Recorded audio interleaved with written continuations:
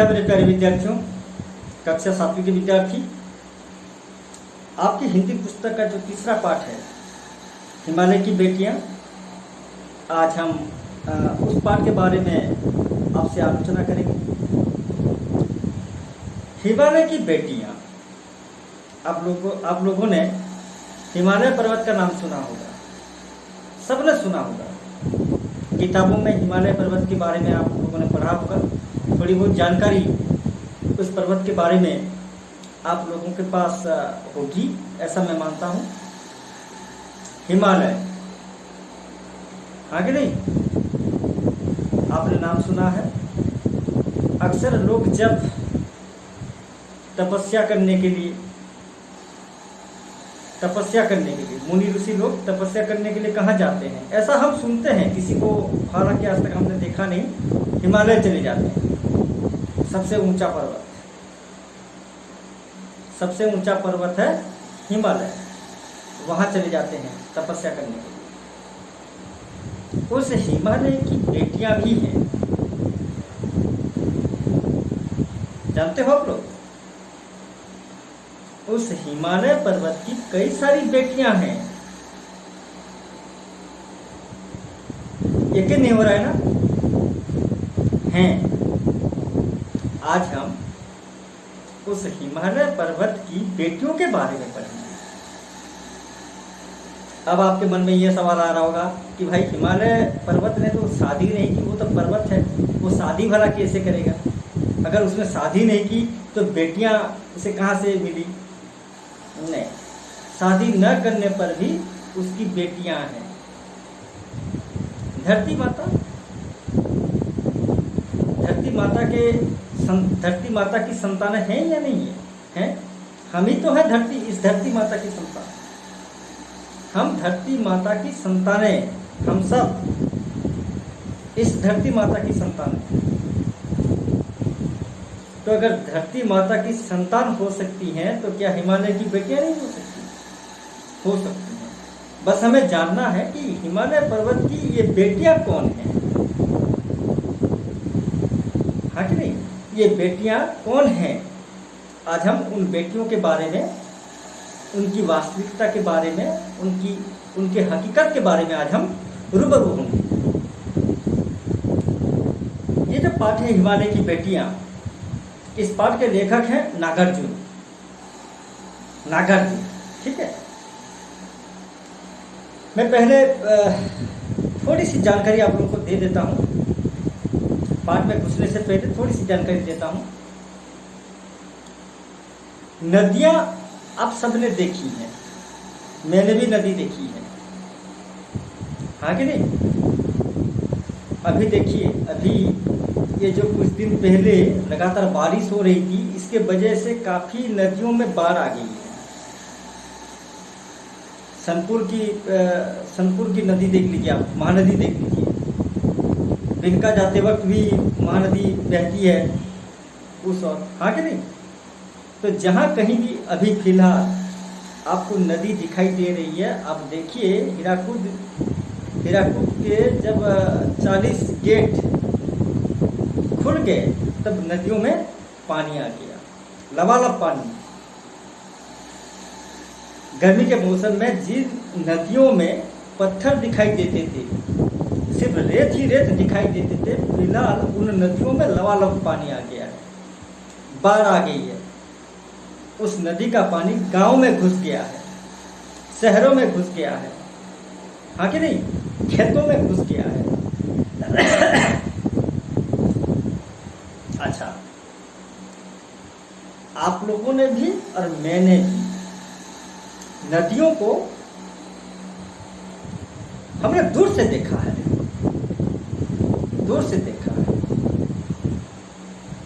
लबालब भरे पानी हमने देखे हैं। बहती हुई नदी को देखी है, ऐसी नदी को हमने देखी है जिसमें बाढ़ आ गई है, जिसमें पानी ज्यादा हो, हाँ कि नहीं? लेकिन कभी आप लोगों ने सोचा है कि ये जो नदी, अभी जिस नदी में बाढ़ आई है, अभी हम उस नदी का भयंकर रूप देख रहे हैं। उस नदी का पानी कहाँ तक नुकसान पहुंचा सकता है। गांव में कुछ जब बाढ़ आती है तो नदी का पानी का मैं कह चुका हूँ, गांव में घुस जाता है, शहरों में घुस जाता है, खेत खलिहानों में घुस जाता है। हाँ कि नहीं? जो कच्चा घर होता है, कच्चा घर को भी वो पानी में, उस पानी में कच्चे घर भी बह जाते हैं, इंसान बह जाते हैं, पालतू जानवर बह जाते हैं। हाँ कि नहीं? बड़े बड़े पेड़ों को उखाड़ देता है वो पानी, इतना खतरनाक पानी। और जब हम यह दृश्य देखते हैं हमें ऐसा लगता है कि अरे भाई कितना भयंकर है इस नदी का बहता हुआ पानी। यानी हम नदी का भयंकर रूप देख रहे हैं। हर इंसान के दो चेहरे होते हैं, याद रखिए, हर इंसान के दो चेहरे होते हैं। एक चेहरा शांतशिष्ट चेहरा और एक चेहरा उग्र चेहरा। उग्र मतलब भयंकर चेहरा। जब किसी इंसान के मन में दया का गुण हम देखते हैं तब उस इंसान का भद्र और नम्र रूप हमें दिखाई देता है। लेकिन किसी कारणवश वही इंसान जब किसी चीज को लेकर अत्यंत क्रोधित हो जाता है, गुस्से में होता है, तब हमें उसका भयंकर रूप दिखाई देता है। हाँ कि नहीं? जिस इंसान का हम नम्र और भद्र रूप देखते हैं उसी इंसान का भयंकर रूप, क्रोधित रूप भी हम देखते हैं। और ये जो नदियां हैं अभी बह रही हैं, बाढ़ आ गई है जिन नदियों में, आप लोग रोज रोज अखबारों में, टीवी चैनल में, न्यूज में आप लोग देख रहे होंगे, ये अभी उनका भयंकर रूप दिखा रहे हैं। इनका भी एक शांत शिष्ट रूप है, एक शांत रूप है। और उस शांत रूप को देखने के लिए हमें नदी के एकदम नजदीक पहुंचना है, उनके पास जाना है। अभी तो हम नदी को दूर से देख रहे हैं, जब दूर से देखेंगे तो नदी का विशालकाय रूप हमें दिखाई देगा। अगर हम पास जाएंगे तो हमें उनका शांत रूप दिखाई देगा। एक उदाहरण मैं देता हूँ। मैं हाल ही में 2-3 साल पहले मैं गया था गोनासिका। आप लोगों ने नाम सुना होगा गोनासिका। गोनासिका नाम से पता चलता है ये गोनासिका जो है, यहाँ से ब्राह्मणी नदी निकली, ब्राह्मणी नदी। आपको लग रहा होगा कि ब्राह्मणी नदी जिस गोनासिका से निकली है वो उस गोनासिका में एकदम पूरा खतरनाक पानी होगा। नहीं, आप जब गोनासिका जाएंगे, थोड़ा ऊपर जाना पड़ता है। ऊपर जब जाएंगे, वो पहाड़ भी उतना ऊंचा नहीं है, थोड़ा नीचे है पहाड़। गोनासिका में आप देखेंगे एक जैसे गांव में भागवत टुंगी होती है, भागवत टुंगी गांव में, उसी प्रकार वहाँ एक टुंगी जैसी बनाई गई, उसको एक छोटे से मंदिर जैसा बनाया गया है। और वहाँ गोनासिका, गो मतलब गाय, नासिका मतलब नाक। आप लोगों ने गाय की नाक देखी होगी, हाँ कि नहीं? गाय की नाक आपने देखी होगी। और उस छोटे से मंदिर के बीचों बीच एक पत्थर की मूर्ति जैसी है, पत्थर की मूर्ति जैसी। और उस मूर्ति का आकार बिल्कुल गाय की नासिका की तरह है। गाय की नाक जैसी होती है एग्जैक्टली, उस पत्थर का रूप भी वैसा ही है,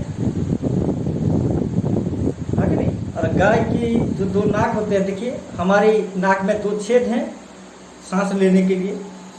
बाहर की शुद्ध हवा हम अंदर लेते हैं और फिर प्रश्वास में हम अंदर की हवा बाहर छोड़ते हैं। गाय की नाक भी ऐसी होती है।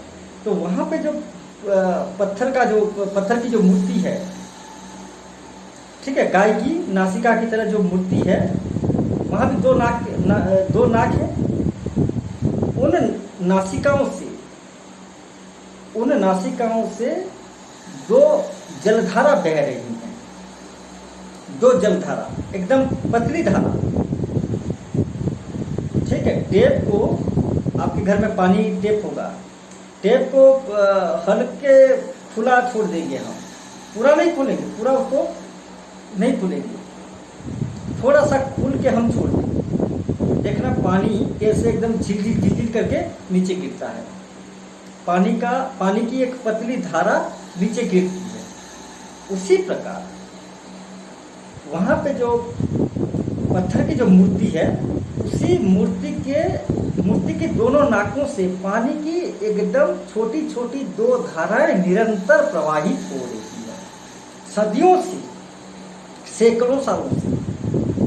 ठीक है, ये एक दो साल से नहीं, सैकड़ों सालों से। मैंने उनसे पूछा कि पानी कहाँ से आ रही है?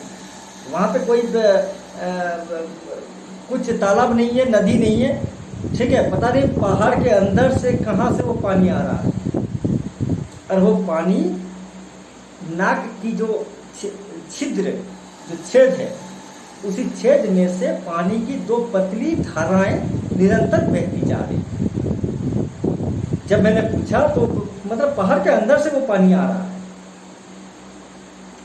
ठीक है, और पानी आने का वो रास्ता भी वही है, नासिका के छिद्र से पानी की दो पतली जलधाराएं बह रही हैं। अब जानते हैं, वो जलधाराएं जब निरंतर बहने लगी, सदियों से बह रही है, हाँ कि नहीं, तो पानी बहती हुई एक जगह जमने लगा। पानी बहता हुआ एक जगह जमने लगा। एक दिन, 2 दिन, 1 साल, 2 साल, 50 साल, 100 साल, ऐसे जब सदियों से पानी बहता हुआ एक जगह जमने लगा, पानी जब जम गया तो पानी जमकर तो एक जगह नहीं रह सकता, वो बहने लगा। और वह पानी बहकर आज ब्राह्मणी नदी का रूप ले लिया है। आप सुंदरगढ़ इलाके में, सुंदरगढ़ अगर जाएंगे तो ब्राह्मणी नदी वहाँ आपको मिल जाएगी। अब देखना कितनी बड़ी नदी है, लेकिन जब हम सोचेंगे और वो नासिका जब देखेंगे और वहाँ से, उस नासिका से पानी की जो छोटी पतली दो धाराएं बह रही हैं, उसे अगर हम देखेंगे तो हमें आश्चर्य होगा, हम खुद को भी यकीन नहीं कर पाएंगे कि जिस ब्राह्मणी नदी का विशालकाय रूप हमने वहाँ देखा था, वह नदी यहाँ से निकली है। ये जो पानी यहाँ से दोनों नासिकाओं से बह रहा है, ये वह ब्राह्मणी नदी है।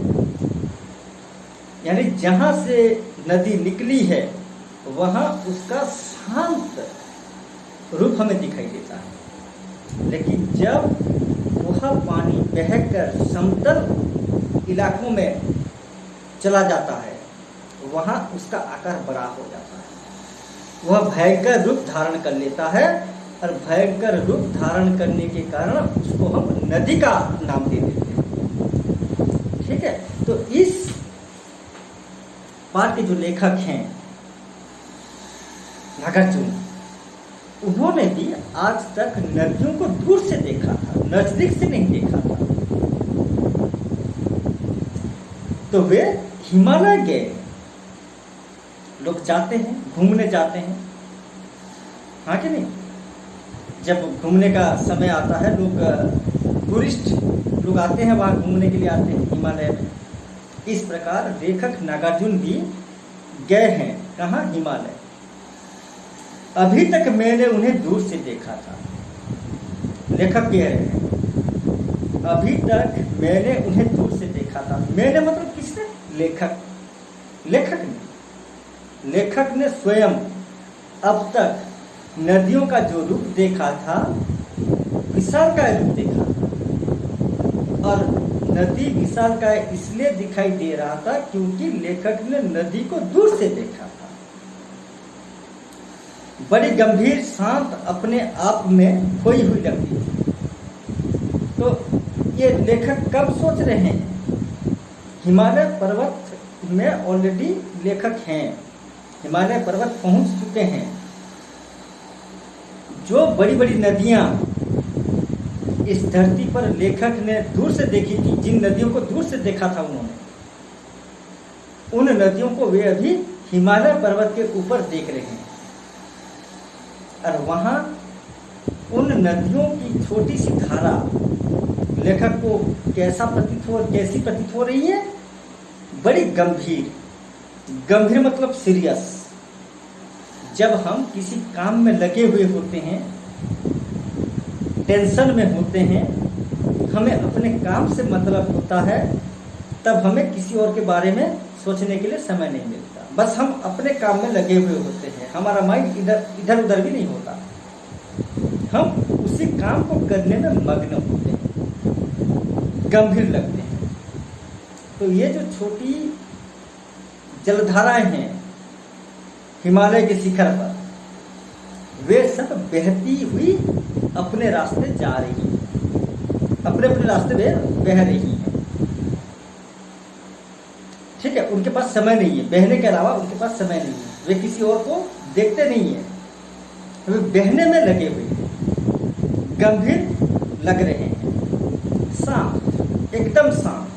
देखना, बाढ़ के समय जब नदी में बाढ़ आ जाती है, लबालब पानी भर जाता है नदी में, देखना एक भयंकर गर्जन हमें सुनाई देता है, हाँ कि नहीं?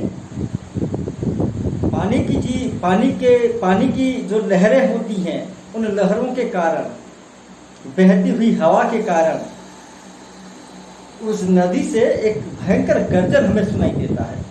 भयंकर गर्जन के साथ नदी बहती हुई आगे निकलती है, एक शोर शराबा मचा हुआ होता है, लेकिन वहां कुछ नहीं। वहां ये जो जलधाराएं बह रही हैं एकदम शांत, किसी प्रकार की कोई आवाज नहीं है, अपने आप में खोई हुई लगती थी, अपने आप में खोई हुई लगती थी। मतलब अपने आप में खोई हुई मतलब वे लोग अपनी दुनिया में डूब गई हैं, उन्हें किसी और की परवाह नहीं, अपने काम में लगे हुए। तो लेखक ने जब हिमालय पर्वत के शिखर पर इन नदियों की छोटी छोटी जलधाराओं को देखी, लेखक को ऐसा लगा जैसे वे छोटी धाराएं बिल्कुल गंभीर लग रही हैं, शांत लग रही हैं, और वे लोग अपने आप में खोई हुई हैं, अपने काम में लगे हुए हैं। वहाँ कौन गया कौन आया, वे लोगों उन जलधाराओं के पास इतना वक्त नहीं है देखने के लिए, उनकी बात समझने के लिए, ठीक है, उनके पास समय नहीं है, वे लोग बहने में लगे हुए हैं।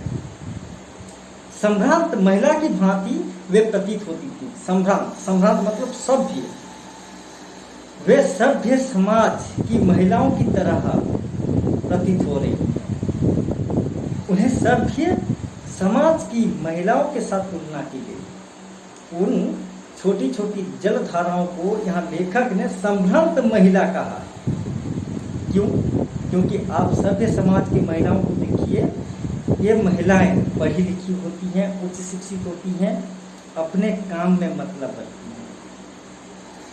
ठीक है, अगर वे लोग अगर नौकरी कर रही होती हैं तो घर में वे अपना घर का काम करेंगे, जब दफ्तर जाएंगे, ठीक है, नौकरी के लिए जब ऑफिस जाएंगे, ऑफिस का काम करेंगे, आने के बाद फिर अपना ही काम करेंगे। दूसरों के बारे में आलोचना करने के लिए उनके पास कोई वक्त नहीं होता, हाँ कि नहीं? वे लोग फालतू में अपना टाइम बर्बाद नहीं कर पाते। उनका जिससे जितनी बात करनी होती है वे उतनी बात करते हैं। कोई हंसी मजाक फालतू में इधर उधर की बातें करके वे अपना टाइम बर्बाद नहीं करते। उसी प्रकार ये छोटी जलधाराएं बिल्कुल संभ्रांत महिलाओं की तरह वे अपने काम में लगे हुए, उन्हें किसी की परवाह नहीं। ठीक है, और सब लोग, सभी जलधाराएं अपने अपने रास्ते बह रही हैं। कौन सी जलधारा किस रास्ते में बह रही है, एक जलधारा को दूसरी जलधारा की परवाह नहीं है। बस उन्हें अपने मंजिल तक पहुंचना है, अपने रास्ते बह चलना है। वे लोग बह रहे हैं, बह रही हैं। प्रति मेरे दिल में आदर और श्रद्धा के भाव थे। जब लेखक ने अपनी आंखों से नजदीक से उन जलधाराओं को देखी, ठीक है, वे जलधाराएं इतने शांत थे, उनका स्वभाव इतना शांत था कि स्वतः लेखक के मन में उनके प्रति श्रद्धा की भाव उमड़ पड़ी, श्रद्धा की भावना उमड़ पड़ी, आदर की भावना उत्पन्न हुई लेखक के मन में। आदर मतलब सम्मान, श्रद्धा मतलब भी वही सम्मान है, ठीक है। उन्हें उन छोटी छोटी जलधाराओं को देखकर लेखक ने उन्हें सम्मान दिखाया, सम्मान दिया। उन जलधाराओं के प्रति लेखक के मन में श्रद्धा एवं आदर की भावना उत्पन्न होने लगी। माँ और दादी, मौसी और मामी की गोद की तरह उनकी धारा में डुबकियां लगाया करता। लेखक फिर बचपन को याद करते हैं, अपने बचपन को याद करते हैं। बचपन में हम क्या करते हैं, हम देखिए जब हम छोटे होते हैं, हाँ कि नहीं, 1 साल का, 2 साल का, 6 महीने का होते हैं, तब जब हमारे घर में होते हैं कौन, माँ और दादी। कभी माँ हमें गोद लेती है, हाँ कि नहीं, कभी लाड़ प्यार करने के लिए दादी हमें गोद लेती है, कभी मौसी गोद लेती है, कभी मामी, मामी मतलब मामा जी की पत्नी, मामी हमें गोद लेती है।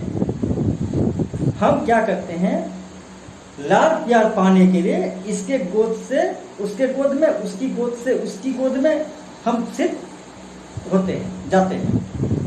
वे लोग अपनी गोद में लेकर हमें लाड़ प्यार करते हैं।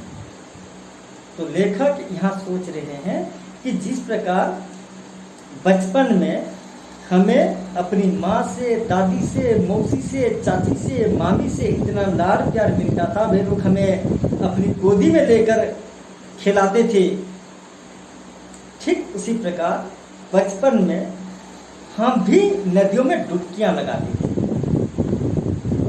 हाँ कि नहीं। जिनके गांव के पास नदियां बहती हैं या जिनके गांव में तालाब हैं, जो लोग बचपन से तालाब या नदी में नहाते आ रहे हैं, देखना उन्हें नदी में डुबकियां लगाने का, नदी में तैरने का पूरा तरीका मालूम होगा,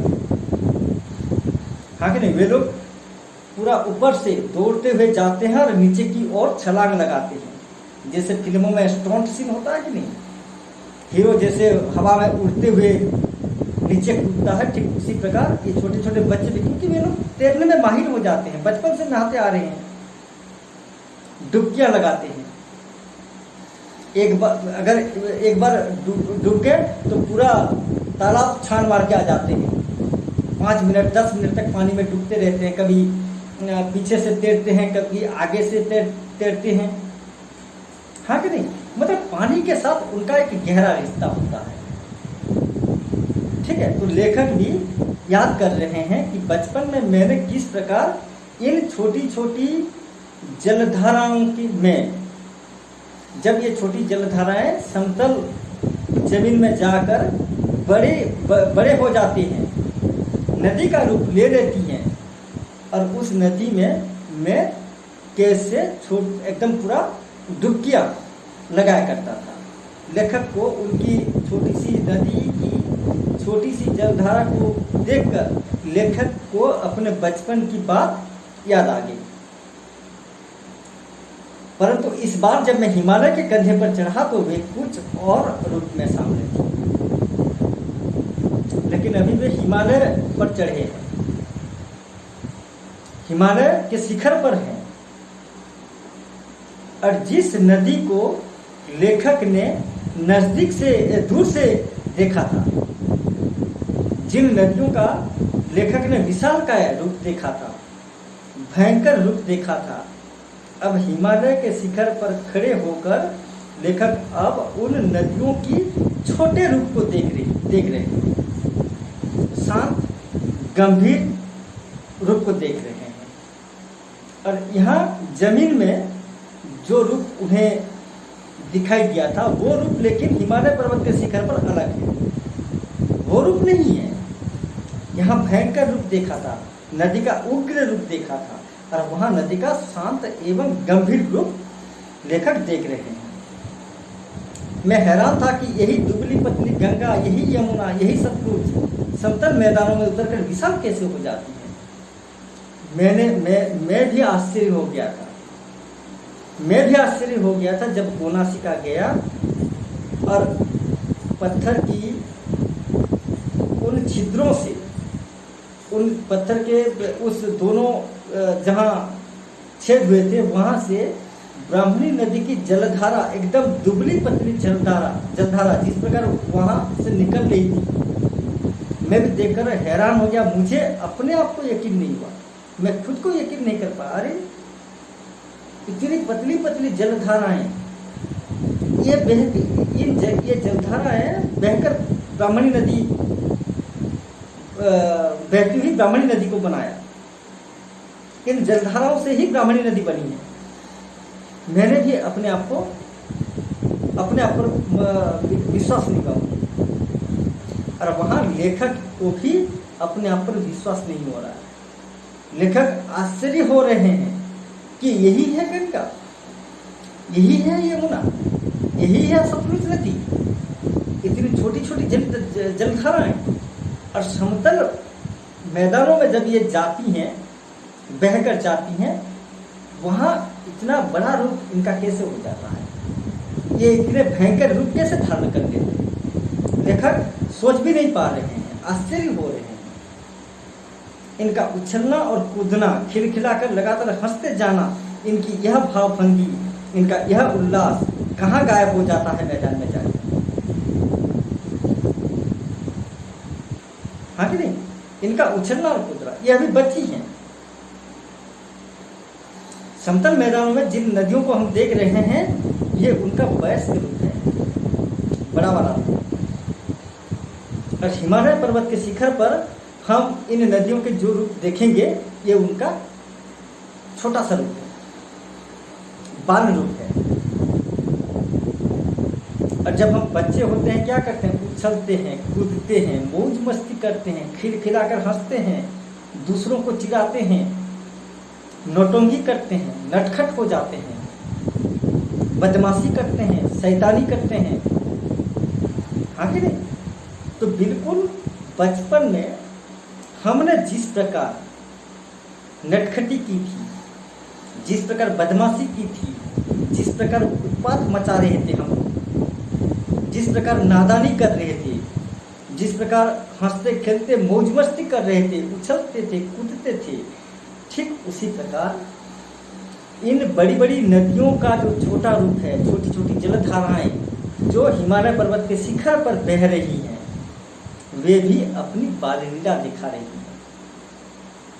और लेखक ये सोच रहे हैं कि इस प्रकार बाललीला दिखाने वाली ये छोटी छोटी जलधाराएं समतल मैदानों में जाकर कैसे इतनी बड़ी हो जाती हैं, कैसे इतना भयंकर रूप धारण कर लेते हैं। और यहाँ जिस प्रकार ये लोग बाललीला दिखा रहे हैं, इनकी बाललीला समतल मैदानों में जाने के बाद कहाँ गायब हो जाती है। सही में ये आश्चर्य की बात है। आप लोग जब नज़दीक से हिमालय पर्वत कभी जाइए, जब मौका मिले, और वहाँ देखिए, जब देखेंगे तब आपको यह बात निश्चित रूप से याद आएगा, आप भी हैरान हो जाओगे। तो लेखक के मन में यह सवाल आ रहा है कि इनकी नादानी, इनका नटखटपन, इनकी बदमाशी, इनकी चपलता, इनकी चंचलता जो अभी ये लोग हिमालय पर्वत के शिखर पर दिखा रही हैं, समतल मैदानों में जाने के बाद, समतल मैदानों में जाकर जब ये बड़ा रूप धारण कर लेते हैं, भयंकर रूप धारण कर लेते हैं, विशाल रूप धारण कर लेते हैं, तब ये सारी चीजें इनकी कहाँ गायब हो जाती है। किसी लड़की को जब मैं देखता हूँ, किसी गली पर जब मेरा ध्यान अटक जाता है, तब भी इतना कौतूहल और विस्मय नहीं होता जितना कि इन बेटियों की बाललीला देखकर। लेखक मन ही मन कह रहे हैं, मैं अगर किसी सुंदर लड़की को जब देखता हूँ, मान लीजिए आपने किसी एक सुंदर लड़की को देखी, आपने देखी, कभी जब फिल्म स्टार आते हैं हमारे इलाकों में, जब अपेरा होता है या कोई बड़ा प्रोग्राम फंक्शन होता है, तब उनको बुलाया जाता है कि जो फिल्म अभिनेत्री हैं, मान लीजिए वर्षा प्रियदर्शनी आई हैं, हमारे स्कूल के एनुअल फंक्शन में वर्षा प्रियदर्शनी आई हैं, या अर्चिता आई है, या अनु चौधरी आई हैं। जब इन फिल्म अभिनेत्रियों को देखिए, इनका कितना सुंदर रूप है, कितना सुंदर लगती हैं लोग। हम हमेशा उन्हें पर्दे पर देखते हैं, टीवी के पर्दे पर देखते हैं, और जब ये आज हमारे स्कूल में गेस्ट बनकर आई हैं और हमारे नज़रों के सामने, हमारी नज़रों के सामने हैं, हम इतनी नज़दीक से उन्हें देख रहे हैं, तब कितना कौतूहल पैदा होता है हमारे, कितना विस्मय पैदा होता है। हम तो अपने आप को सौभाग्यशाली मानते हैं उस पर। अरे यार, मैं जीते जी धन्य हो गया, आज वर्षा प्रियदर्शनी को मैंने देखा, उससे मैंने बात की, उससे मैंने ऑटोग्राफ लाया, हम जीते जी धन्य हो जाते हैं, हाँ कि नहीं? कितना कौतूहल, कितना विस्मय पैदा होता है हमारे मन में। लेखक के मन में भी उतना कौतूहल, उतना विस्मय पैदा होता है जब वह किसी सुंदर लड़की को देखते हैं, या किसी कली पर जब मेरा ध्यान अटक जाता है। मान लीजिए फूल की कली, वो आज की जो कली है वो कल फूल बनेगा, हाँ कि नहीं? खिलेगा, फूल बनकर खिलेगा। तो कली जिस प्रकार कली से फूल बनती है, उस प्रक्रिया को जब देखते हैं लेखक, कली को फूल होते हुए जब देखते हैं, तब उन्हें जिस प्रकार विस्मय होता है, जैसा भी उन्हें विस्मय होता है, वे आश्चर्य हो जाते हैं। आज जिसे उन्होंने कली के रूप में देखा था, कल उसे उन्होंने फूल के रूप में देखा। तो ये जो परिवर्तन हो रहा है, कली से लेकर फूल तक का जो परिवर्तन है, उसी परिवर्तन को देखकर लेखक जितना हैरान होते हैं, जितना आश्चर्य होते हैं, अपनी आंखों के सामने किसी सुंदर लड़की को देखकर जितना आश्चर्य होते हैं, उससे कई गुना ज्यादा आश्चर्य होते हैं लेखक किसे देखकर?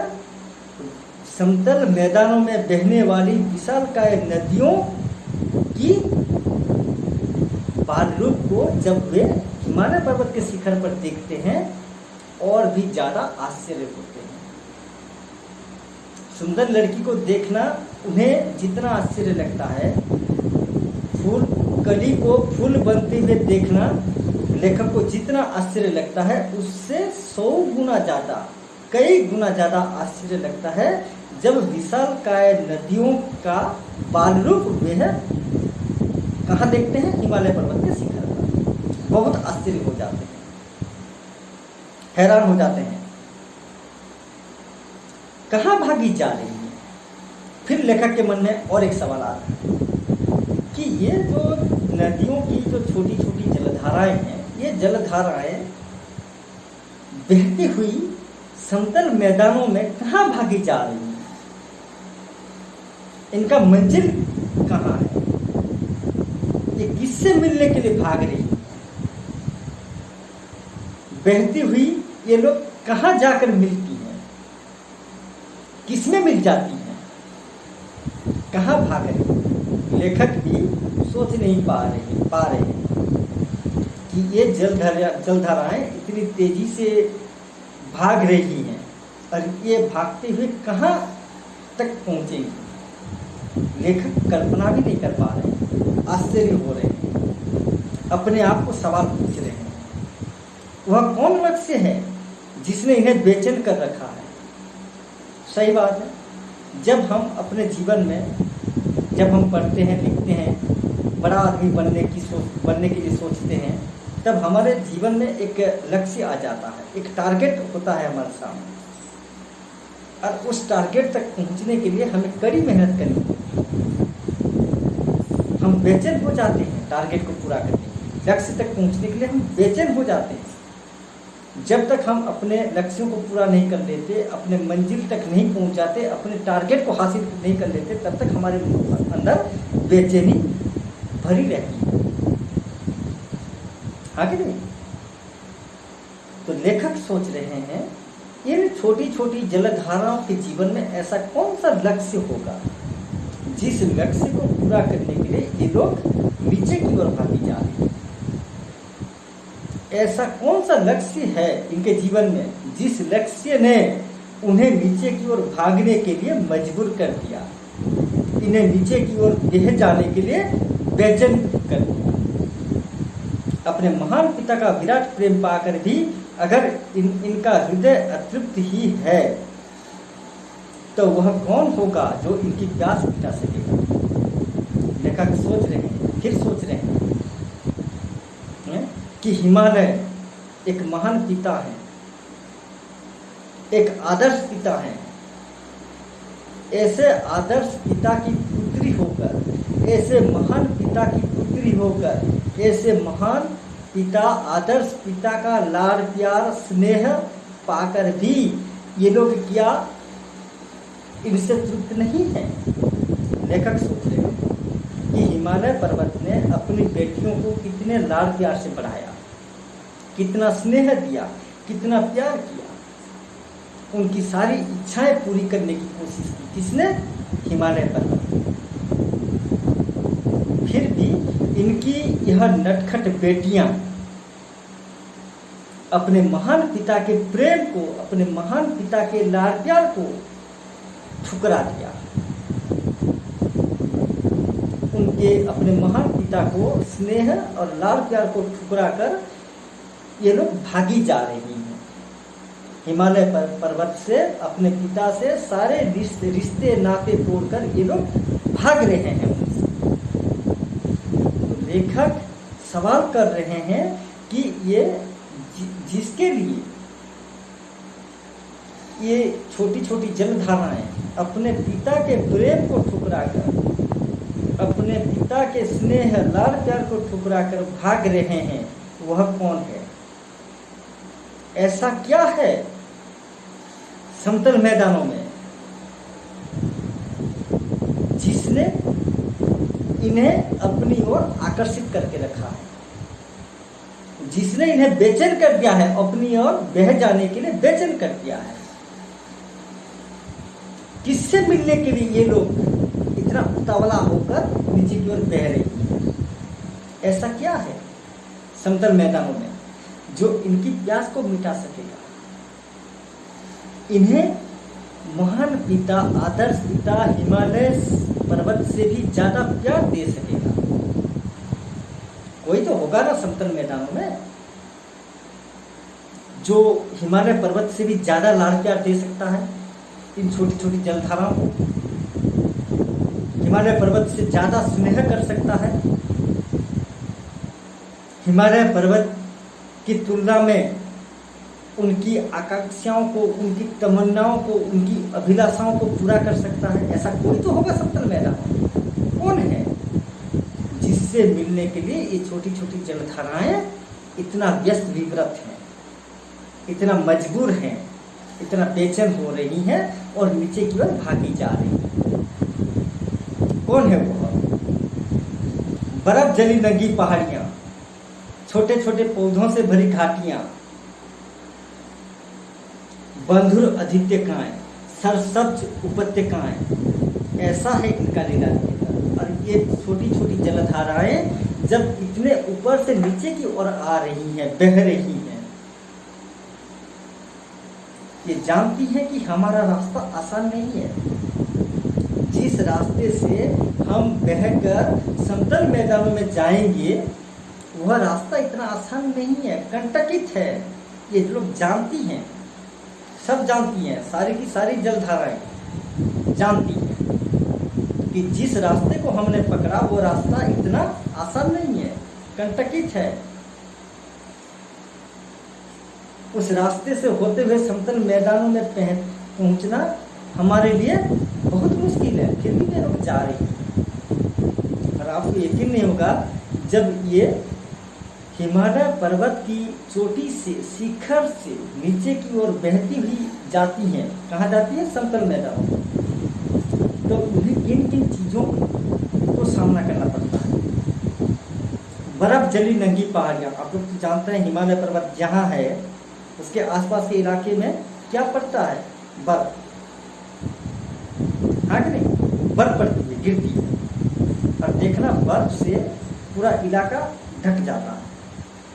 यहाँ तक कि पेड़ पौधे भी बर्फ से ढक जाते हैं। जहाँ आप देखेंगे सिर्फ बर्फ ही बर्फ। कश्मीर इलाकों में जाइए, आप कश्मीर में जाइए, आप हिमाचल प्रदेश में जाइए, शिमला जाइए, वहाँ आपको ऐसे पहाड़ दिखाई देंगे जिस पहाड़ में कोई पेड़ पौधे नहीं होंगे, तो सिर्फ बर्फ जली नंगी पहाड़ियाँ। ये लोग ऐसी पहाड़ियों को अतिक्रम करती हुई बह रही हैं जो पहाड़ बिल्कुल पूरी तरह बर्फ से ढका हुआ है।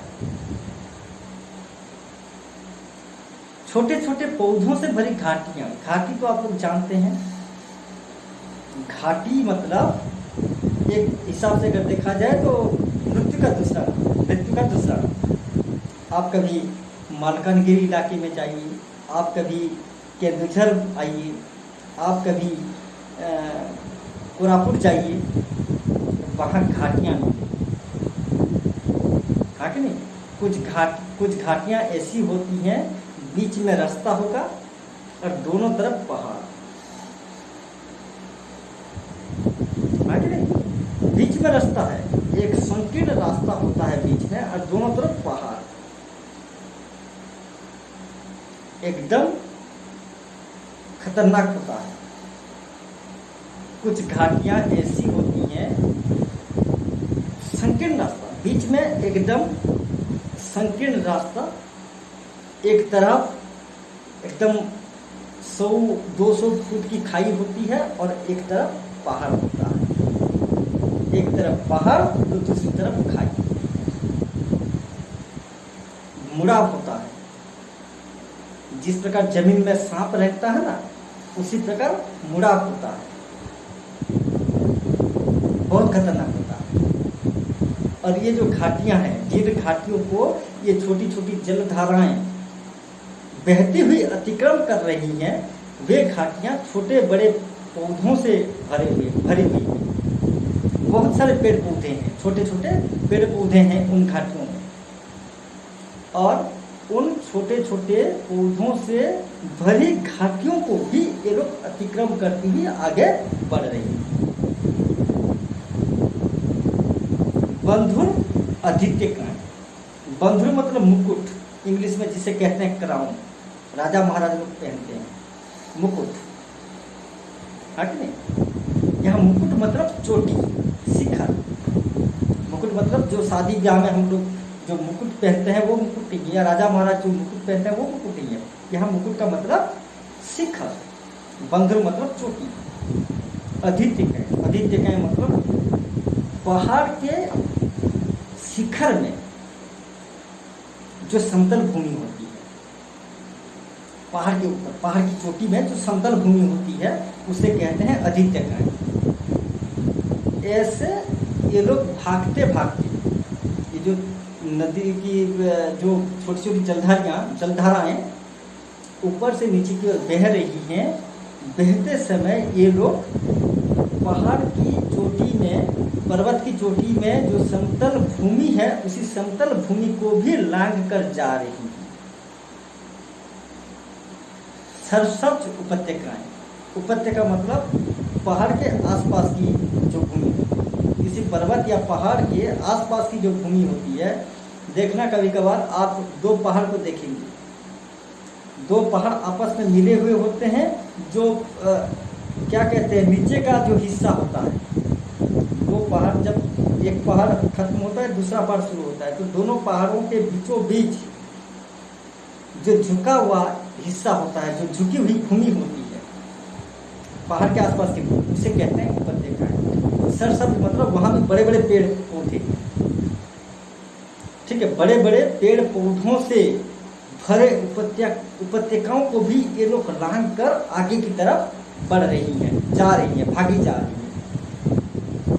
ऐसा है इनका लीला निकेतन, ठीक है। ये सब लीलाएं, निकेतन मतलब घर, लीला निकेतन मतलब वह घर जहां ये लोग अपनी लीलाएं रचते हैं, अपनी बाल लीला दिखाते हैं। इस प्रकार बाल लीलाएं रचते हुए, इस प्रकार लीलाएं करते हुए, खेल करते हुए ये लोग ऐसे खतरनाक चीजों को लाद कर अपनी मंजिल की ओर तेजी से बढ़ रही हैं।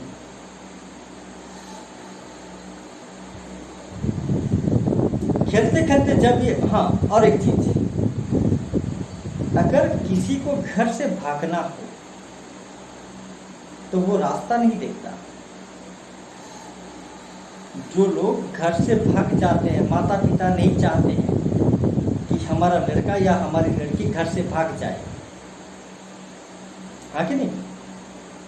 माता पिता उसे बांध कर रखते हैं, कहीं ये हमारी नजर से भाग न जाए, हमें छोड़कर भाग न जाए, उसे बांध के रखते हैं। और मान लीजिए उसका अगर हाथ पैर खुल गया और वह अपने घर वालों से नजर बचाकर भागने लगा, तो क्या वह रास्ता देखेगा? नहीं। चाहे वो रास्ता कितना कंटकित क्यों ना हो, चाहे वो रास्ता कांटों से या कीचड़ से भरा क्यों ना हो, चाहे वो कितना भी कच्चा रास्ता क्यों ना हो, चाहे वह रास्ता कितना भी पथरीला क्यों ना हो, चाहे उस रास्ते में कितने भी मुसीबत क्यों ना आए, चाहे उस रास्ते में कितनी बड़ी नदी या कोई खतरनाक गहरा तालाब क्यों ना आए, ये लोग रास्ते की परवाह नहीं करते। इनके मन में सिर्फ एक ही चीज घर बनाकर रहती है, बस भाई हमें भागना है और जैसे तैसे करके हमें अपनी मंजिल तक पहुंचना है। इसलिए घर से भाग जाने वाले लोग रास्ते की परवाह नहीं करते। ठीक है। खेलते खेलते जब ये जरा दूर निकल जाती हैं तो देवदार, चीड़, सरो, चिनार, सफेदा केल के जंगलों में पहुंचकर शायद इन्हें बीती बातें याद करने का मौका मिल जाता होगा। और अगर कोई इंसान घर से भाग रहा है, पीछे भी मुड़कर नहीं देखता, अपनी सांस को रोके हुए वह भागता ही जाता है। और काफी दूर भागने के बाद, काफी दूर दौड़ने के बाद उसे थकान तो आएगा कि नहीं? वो तो शक्तिमान नहीं है, वो शक्तिमान तो नहीं है ना कि सिर्फ भागता ही रहे।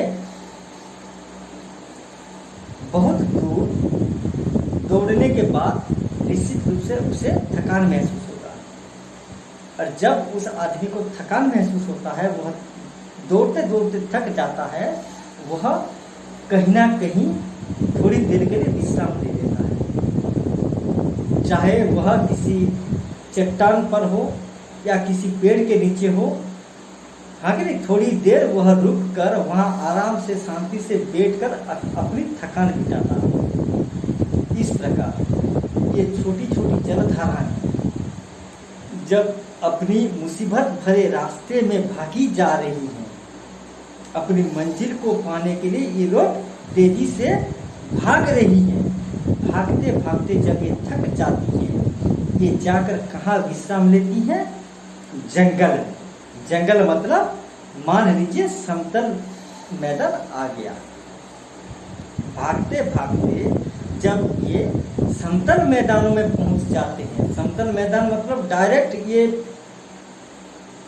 किसी नदी या और कहीं का मतलब मैं बाद में बताऊंगा, मैं नाम नहीं ले रहा हूँ। ठीक है। समतल मैदानों में जब ये पहुंचते हैं, ये पहले कहाँ पहुंचते हैं? जंगलों में। कैसा जंगल? जहाँ देवदार, चीड़, सरो, चिनार, सफेदा केल जैसे बड़े बड़े वृक्ष हैं, बड़े बड़े पेड़ हैं। आपने भूगोल में पढ़ा होगा। जब आप भूगोल पढ़ते हैं, ज्योग्राफी अगर नहीं पढ़ा है तो आप लोग पढ़ेंगे, वहाँ पे अरण्यों के बारे में आप लोग पढ़ेंगे। चिरहरित अरण्य, पर्णमोची अरण्य,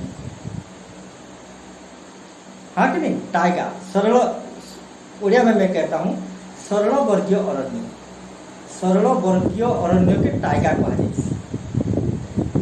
चिरहरित अरण्य, चिरहरित जंगल, पर्णमोची जंगल, हाँ कि नहीं। जिन जंगल में वर्ष सारा वृक्ष मैंने कड़ा करती सन, पत्र झड़ा देती सन। जब ये ऐसे जंगलों में पहुंच जाते हैं और उन जंगलों में, जिस जंगल में ये पहुंचते हैं वे उस जंगल में कौन से पेड़ हैं?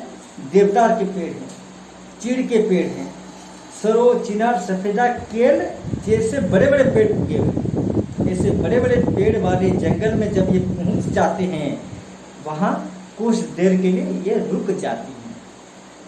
रुक जाती हैं मतलब थोड़े समय के लिए ये लोग वहाँ विश्राम लेते हैं। और विश्राम लेते लेते ये अपनी बीती बातों को याद करते हैं। केल के जंगलों में पहुंचकर शायद इन्हें बीती बातें याद करने का मौका मिल जाता होगा। क्या करेंगे जब हम आदमी थकान मिटाने के लिए कुछ पल के लिए किसी पेड़ के नीचे या किसी चट्टान पर रुकता है, विश्राम लेता है, तब वह क्या सोचेगा? कैसे कैसे वह भागा, वह किस परिस्थिति में था, किस किस ने उसे बांध कर रखा था, कैसे उसे रोक कर रखा था, वह कैसे उन बंधनों से मुक्त हुआ, किस प्रकार उसने चालाकी करके घर से भागा, भागते हुए उसे किस प्रकार की असुविधाओं का सामना करना पड़ा, किस प्रकार के मुश्किलों का सामना करना पड़ा, किस प्रकार कंटकित रास्तों से दौड़ रहा था, किस प्रकार पथरीले रास्तों से दौड़ रहा था, किस प्रकार कीचड़ भरे रास्तों से दौड़ रहा था, क्या क्या तकलीफें उसे उठाने पड़े। तमाम चीज़ों को वो वहाँ बैठकर कुछ पल के लिए सोचता है। हाँ कि नहीं। तो ये छोटी छोटी जलधाराएं भी जब उस जंगल में पहुँच जाती हैं, तब वहाँ कुछ देर के लिए ये विश्राम लेती हैं, अपनी बहाव को रोक देती हैं और वहाँ विश्राम लेकर अपनी थकान मिटाती हैं। और थकान मिटाने के साथ साथ अपनी बीती बातें, जो बातें बीत चुकी है, जो लम्हे गुजर चुके हैं, उन गुजरे हुए पलों के बारे में ये लोग सोचने लगती हैं। कौन जाने बुढ़ा हिमालय अपनी इन नटखट बेटियों के लिए कितना सिर धुनता होगा। सिर धुनना मतलब पटकना। कभी किसी जवान लड़की जब घर से भाग जाती है, आप लोग जानते होंगे, मामूली सी बात है, आजकल के नौजवान लड़के लड़कियां घर से भागकर भी बाहर शादी कर लेते हैं, घर से भागकर शादी करते हैं। हाँ कि नहीं। और मान लीजिए ऐसी अगर नवयुवती अगर नौजवान लड़का या लड़की किसी के साथ भागने के लिए अपना घर छोड़ देती है, अपने परिवार वालों के साथ अपना रिश्ता नाता तोड़ देती है,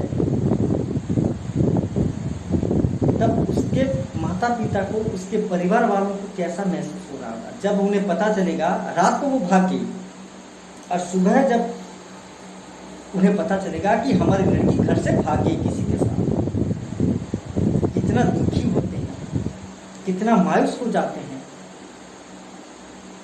कितना विचलित हो जाते हैं। हाँ, माँ तो अपना सर पटक कर रोती है, पिताजी भी खूब रोते हैं, क्योंकि इसी दिन के लिए उन्होंने अपने बच्चों को खिला पिलाकर बड़ा नहीं किया था। बहुत दुख होता है।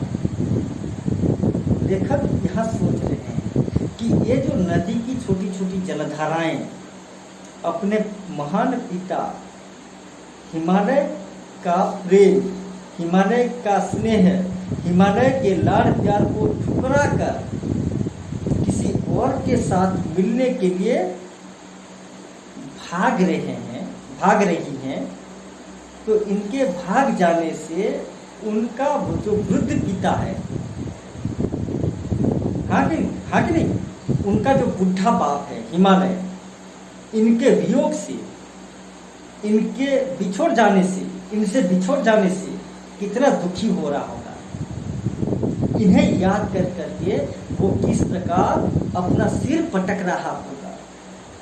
लेखक सोच रहे हैं। बड़ी बड़ी चोटियों से जाकर पूछिए तो उत्तर में विराट मौन के सिवाय, उत्तर में विराट मौन के सिवाय उनके पास और रखा ही क्या है। लेखक सवाल कर रहे हैं, बड़ी बड़ी चोटियों से जाकर पूछिए। चोटी मतलब शिखर, जो बड़े बड़े पहाड़ हैं, उच्च पहाड़ हैं, उच्च शिखर वाले पहाड़ हैं, उन बड़ी बड़ी चोटियों से जाकर पूछिए, उन बड़े बड़े पहाड़ों से जाकर पूछिए कि बुढ़ा हिमालय अपना सिर क्यों पटक रहा है। आज बुढ़ा हिमालय इतना मायूस क्यों है, इतना दुखी क्यों है।